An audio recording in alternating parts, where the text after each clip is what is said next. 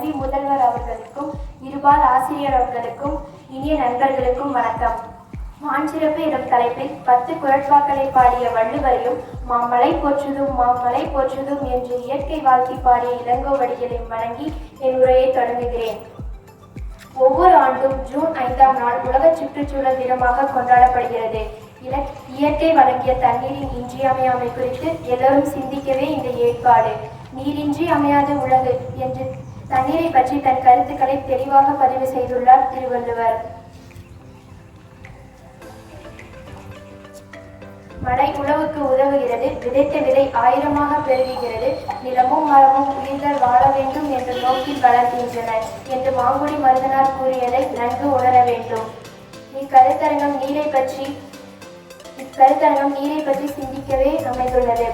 முதல் கருத்தாளராக நண்பர் பத்ரி நாராயணன் அவர்களை நீர் மேலாண்மை என்னும் தலைப்பில் உரை நிகழ்த்த அழைக்கிறேன்.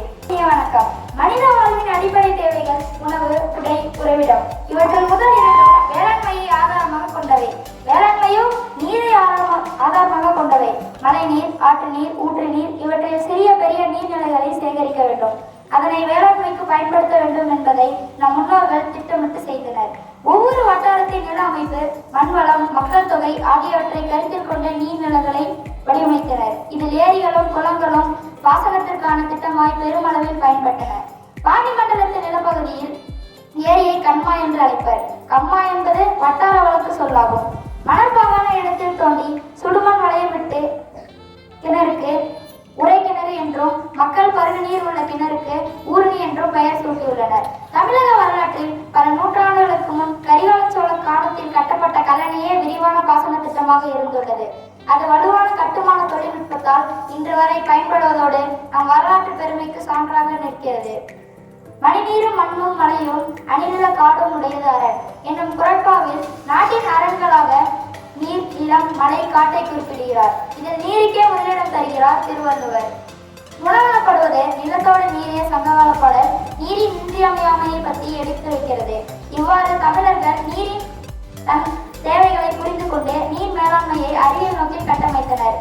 அவற்றை இன்றைய கால சூழலுக்கு வளப்படுத்துவது நம் ஒவ்வொருவரின் கடமையாகும். நன்றி, வணக்கம். நண்பர் பத்ரி நாராயணன் அவர்களுக்கு பாராட்டுதல். ஒரு நாட்டின் வளர்ச்சியை போக்க நெறிப்படுத்துவதே நீர் வேளாண்மைதான் என்பதை கருத்தாளத்துடன் நண்பர் பத்ரி நாராயணன் சிறப்பாக விளக்கினர். இப்போது அடுத்த தலைப்புக்கு செல்வோம்.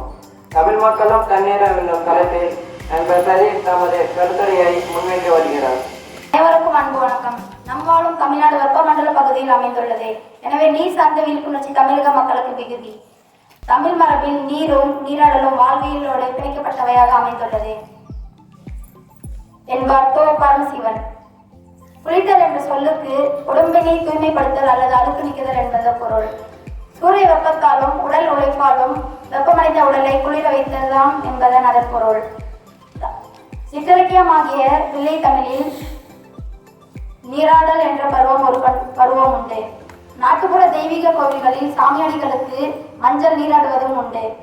இவ்வாறு குடும்பம் தொடங்கி சமூகம் வரை அனைத்திலும் தண்ணீர் முதன்மையாக இருக்கிறது. நன்றி, வணக்கம். கருத்துரையாற்றிய நண்பர் பிரதீப் அவர்களுக்கு பாராட்டுங்கள். அடுத்ததாக இன்றைய வாழ்வில் தண்ணீர் என்னும் தலைப்பில் கருத்துரையாற்ற வருகிறார் இனியவன். எல்லோருக்கும் இனிய வணக்கம். உலகம் முழுவதும் தண்ணீர் பஞ்சம் ஏற்பட தொடங்கிவிட்டது. இந்தியா, பாகிஸ்தான், சீனா ஆகிய நாடுகளில் நிலத்தடி நீர்வளம் குறைந்து வருகிறது. சிறு நகரங்களிலும் கூட நிலத்தடி நீர்வளம் குறைந்து வருகிறது. கோடை காலத்தில் தண்ணீர் பற்றாக்குறை மக்களுக்கு பெரும் வாழ்வியல் நெருக்கடியாக மாறியுள்ளது. உலக சுகாதார நிறுவனம் உலகம் விரைவில் தண்ணீருக்கான கடும் சிக்கலை எதிர்கொள்ளும் என எச்சரிக்கிறது. ஆண்டுதோறும் பெய்கிற மழை பொழிவை ஆக்கநிலையில் பயன்படுத்தும் செயல் திட்டத்தை நாம் உருவாக்க வேண்டும். அறிவியல் அணுகுமுறையில் தண்ணீரை தேக்கி வைத்து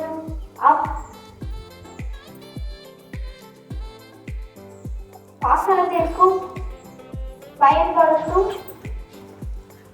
ஏரிகளை நம் முன்னோர்கள் உருவாக்கினர். இதை தூர்வாரி முறையாக பராமரிப்பு பணிகளை செய்தல் வேண்டும். இதை ஒரு மக்கள் இயக்கமாக மழைக்காலத்திற்கு முன்பே செய்ய வேண்டும். இயற்கை தமது தரும் தண்ணீர் கொடையை திட்டமிட்டு பயன்படுத்துவதே நீர் தட்டுப்பாட்டை எதிர்கொள்ளும் சிறந்த வழியாகும். நன்றி, வணக்கம். கருத்துரையாற்றிய நண்பர் இனியவனுக்கு பாராட்டுதல். அடுத்ததாக நண்பர் தீக்கு வருகிறது. கருத்தாளர்களின் கருத்துக்களை சமூக சூழ்நிலைகளுடன் இணைந்து சிந்திக்க வேண்டியது நம்ம கடமை. உலகின் பல்லுயிர் பாதுகாப்பிற்கு அடிப்படை தேவையாக உள்ள தண்ணீரை பாதுகாத்து பயன்படுத்த முயல வேண்டும். நமது முன்னோர்கள் கண்டு நடந்த மரபார்ந்த அணுகுமுறைகளையும் பயன்படுத்த வேண்டும். குளம், ஏரி, கால்வாய், கிணறு போன்ற நீர்நிலைகளை பாதுகாத்து குறித்து விழிப்புணர்வை மக்களிடம் உருவாக்குதல் வேண்டும். உணவு உற்பத்திக்கு அடிப்படை நீரே. அது மட்டுமின்றி நீரே உணவாகவும் இருக்கிறது என்பதை 2000 ஆண்டுக்கு முன்பே துப்பாக்கி துப்பாய தூவும் மலை என்று இன்றைய அமைப்பை திருவள்ளுவர் கூறியுள்ளதை கருத்தில் கொண்டு செயல்படுவோம். அடுத்த உலக போர் ஒன்று உருவானால் அது தண்ணீருக்காகத்தான் என்ற நிலைமையை மாற்றுவோம். நன்றி, வணக்கம். உரையாற்றிய நண்பர் தீக்கு அவர்களுக்கு பாராட்டுதல். அடுத்ததாக கருத்துரையாற்ற தோழி பினிஷா அவர்களை வரவேற்கிறேன். இந்திய நீர்ப்பாசனத்தின் தந்தை என அறியப்படுபவர் சர் ஆதார் காட்டன் என்ற ஆங்கில பொறியாளர். கல்லணை பல காலம் மணமேடாகி நீரோட்டம் தடைப்பட்டது. ஒருங்கிணைந்த தஞ்சை மாவட்டம் தொடர்ச்சியாக வெள்ளத்தாலும் வறட்சியாக வறுமை குட்டியது.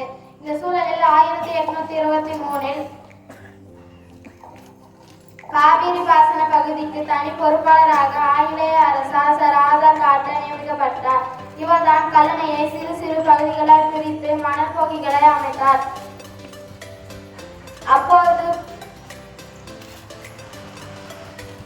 அப்போது கல்லணைக்கு அமைக்கப்பட்ட அடித்தளத்தை ஆராய்ந்து அவர் பழந்தமிழரின் அணைக்கட்டும் திறனையும் மேலான பாசன மேலாண்மையையும் உலகை எடுத்து கூறினார். கல்லணைக்கு கிராண்ட் அணைக்கட் என்ற பெயரையும் சூட்டினார். மேலும் கல்லணையின் கட்டுமான உத்தியை கொண்டுதான் 1873 ஆண்டு கோதாவரி ஆற்றின் குறுக்கே தௌடீஸ்வரம் அணையை கட்டினார். நன்றி, வணக்கம். கருத்துரையாற்றிய தோழி பினிஷா அவர்களுக்கு பாராட்டுதல். அடுத்ததாக கருத்துரையாற்ற லட்சிதா அவர்களை வரவேற்கிறேன். காவேரி ஆற்றில் அணை கட்டும் இடத்தில் பெரிய பாறைகளை கொண்டு வந்து போட்டனர். அந்த பாறைகள் நீர் அரிப்பின் காரணமாக கொஞ்சம் கொஞ்சமாக மண்ணுக்குள் சென்றன. அவற்றின் மேல் வேறொரு பாறையை வைத்து நடுவே தண்ணீரில் கரையாத ஒருவித ஒட்டும் களிமண்ணை பூசி இரண்டையும் ஒட்டிக்கொள்ளும் விதமாக செய்தனர். இவற்றின் மேல் வேறொரு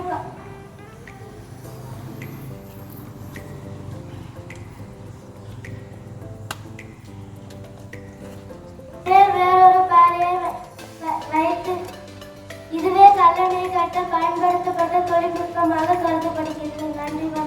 கருத்துரையாற்றிய தோழி லட்சிதா அவர்களுக்கு பாராட்டுதல். இறுதியாக கருத்துரையாற்ற இம்பஸ் அவர்களை வரவேற்கிறேன். நான் இன்று பேசப்போகும் தலைப்பு சோழர் கால குமிழும் தூண்டு. மழைக்காலங்களில் ஏரி நிரம்பும் போது நீர்வதில் வல்லவரான ஒருவர் தண்ணீருக்குள் சென்று குமிழும் தூண்டை மேலே தூங்குவர். அடியில் 2 துளைகள் வைப்பார்கள். மேலே இருக்கும் நீரோடி துளையிலிருந்து நீர் வெளியேறும். கீழே உள்ள சேரோடி சேற்றுடன் துளையிலிருந்து நீர் சுழன்று சேற்றுடன் வெளியேறும். இதனால் தூர்வார வேண்டிய அவசியம் இல்லை. நன்றி, வணக்கம். உயிர் நாடி அதை வீணாக்காது. நீரின்றி அமையாத உலகு அதை முறையாக சேமித்துக் கொள்வது.